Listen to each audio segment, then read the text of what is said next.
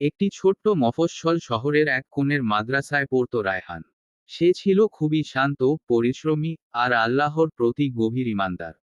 তার সময়ের অধিকাংশই কাটতো কোরআন তেলাওয়াত এবং ইবাদাতে।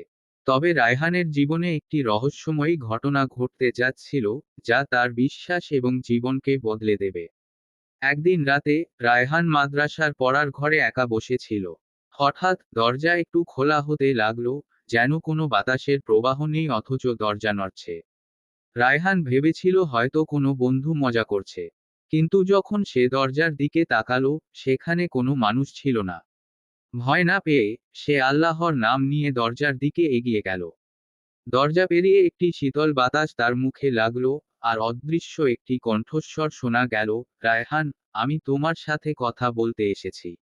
আমি একজন জিন। রায়হান কিছুটা ভয় পেলেও দ্রুত নিজেকে সামলে নিয়ে বলল, তুমি যদি সত্যি কোনো জিন হও, তবে কেন আমার কাছে এসেছো? জিনটি বলল, তোমার ঈমান এবং ইবাদত আমাকে মুগ্ধ করেছে।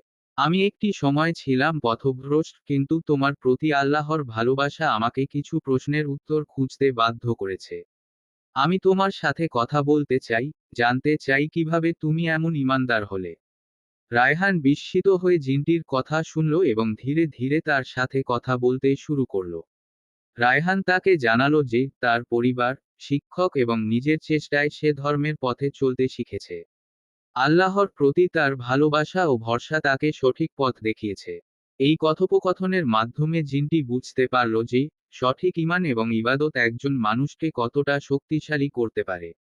রায়হানও শিখল যে আল্লাহর সৃষ্টির মাঝে কিছু রহস্যময়ী সত্তা আছে, যারা কখনো আলোর পথে আসতে চায়।